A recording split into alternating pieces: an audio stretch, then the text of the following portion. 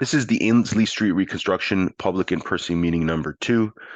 Before we get started, I'd like to say that the land on which we gather today are the lands traditionally cared for by the Haudenosaunee, Anishinaabe, Attawandaron, and Shinaatin people. The region remains committed to working together with First Nation, Métis, and Inuit communities on our path to truth and reconciliation.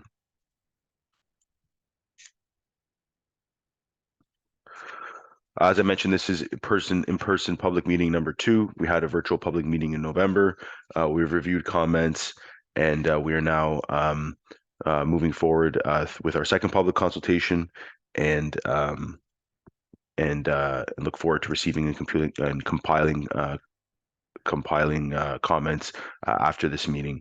We're scheduled for a Planning Works Committee meeting in August, trying to hit that date, but it's still tentative. So I just want to note that the public meetings are a way of discussing the proposal with the public, and the region is committed to continue to work with you as we work through this project. So we had a virtual public meeting back in November of 2023, and what we heard was positive feedback about downtown Cambridge as a cultural hub, support for parking in downtown Cambridge, support for cycle tracks in downtown Cambridge, support for the truck ban on Ainslie Street, increased safety measures for pedestrians on Ainslie Street, increased safety measures for cyclists on Ainslie Street South from Water Street South to Concession Street, which is still a truck route and currently has on-road bike lanes. So in response to the last comment here, the project team took it back, and it was decided that for the stretch from Water Street South to Concession, we would upgrade the existing cycle facilities as well, which originally wasn't in the scope. So in this section here, highlighted in red, which currently has on-road cycle tracks, we'll be upgrading to this cross section here, the two-way cycle track on the east side of Ainslie, where it'll be bi-directional, and it'll be minor works on the east side, just some curb work and installation of the two-way cycle track, as well as a new sidewalk. So that section is new from Concession to Water Street. So this provides cycling network connection to the existing infrastructure on Concession and water. It provides a connection to the cycling network on to Ainslie Transit Terminal, and it fits within the existing right-of-way.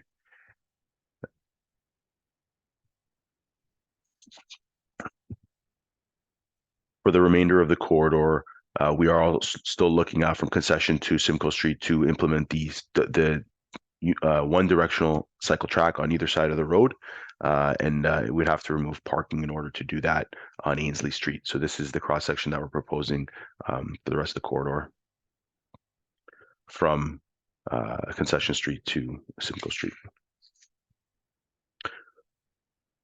So our project priorities are there's 3 main project priorities, and the main one is infrastructure need. So essentially, Ainslie Street needs to be reconstructed. It's got deteriorating sidewalks and curbs and street lighting. It has sewers and water mains that need to be replaced, and so that's the main driver of this project, is to reconstruct Ainslie Street to meet those infrastructure needs.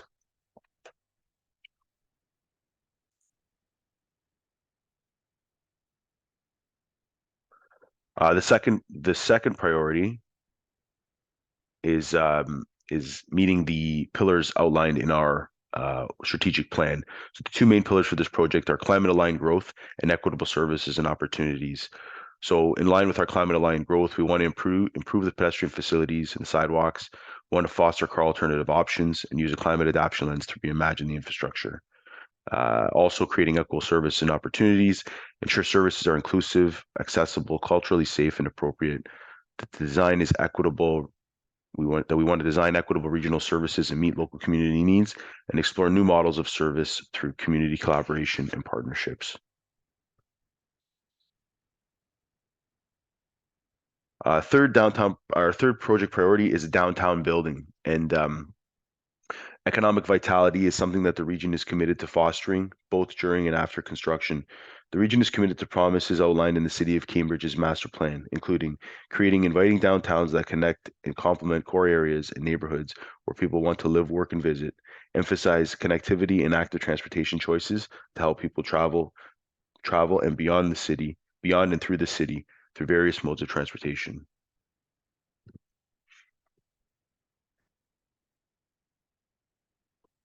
We know that that currently downtown Cambridge has a road closure that happens on Main Street between mid-May to mid-October, and that the downtown VIA is supportive of this program.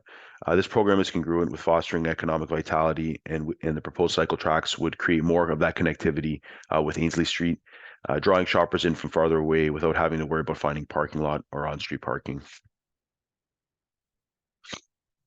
With respect to loading and unloading for businesses in downtown, one solution the region is working with the city on is a loading and unloading zone located at the intersection of Dixon Street and Ainslie Street. This spot will be designated for pickups and drop-offs exclusively and is only a short dolly away. The region and city are also exploring additional on-street parking on Dixon Street and Thorne Street. Just note that this graphic is schematic. It is not the actual size and scale of the loading the drop-off zone. So that may be something that we can explore, perhaps providing a larger zone for drop-offs. But this is what we're showing just for visual purposes right now. Another standard which we're looking to implement in this Ainslie Street design is the application of continuous sidewalks. So a continuous sidewalk is a design that visually and geometrically shifts priority to pedestrians and people on bikes at crossings of minor side streets. The continuous sidewalks and cycle lane adjacent to the major road across a smaller side road without interruption. So you'll see in that picture here, basically the cyclist and the pedestrian is able to walk across the intersection with this side street and without as the priority, rather than they have to stop, make sure that no one's coming out of the side street, and then cross. They're able to continue on their path uninterrupted, while the person on the side street is the one that needs to stop on their view in their car and wait for an appropriate time to turn out onto the main road. So this encourages motor vehicles to slow down and comply with stop or yield controls. It can act as a gateway to indicate to people driving that they're entering a residential area. Speed limit and road width change into the minor street. There's clarity in the design because you're driving over the sidewalk, so you immediately know that there's going to be people walking there. It encourages motor vehicles to slow down and comply with the stop or yield control.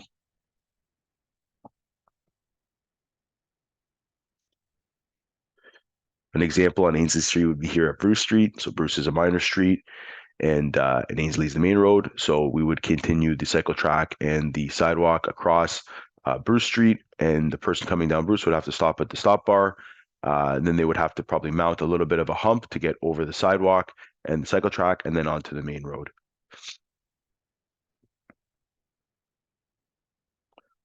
Some key features of the continuous sidewalk. As the sidewalk and or cycle track remains raised at full height through the side street crossing. It's a continuous curb line through the minor street crossing.